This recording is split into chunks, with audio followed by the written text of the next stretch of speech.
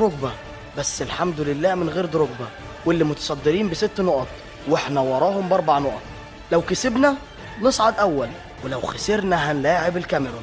الكاميرون كانت جايه البطوله دي تنتقم مننا، لان في التصفيات كنا سبب انهم ما صعدوش كاس العالم. اتو لوحده من الغل جاب 5 اجوان في دور المجموعات بس. المهم خلينا في المصيبه اللي احنا فيها. هنعمل ايه مع كوت ديفوار واللي برضه كانوا معانا في التصفيات وهم اللي صعدوا كاس العالم 2006؟ بدأ الماتش ومن الدقيقة الأولى كان باين قوي إن إحنا مش جايين نهزر. ضغطنا وبعد كام فرصة ضايعة عماد متعب بيهز شباك الحارس جون جاك، حاجة عيب أقولها الصراحة.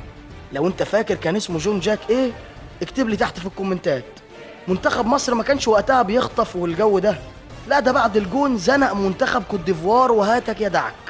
واللي احنا بنعمله دلوقتي إننا نخطف جون عكس الاتجاه ونقول ألف حمد وشكر ليك يا رب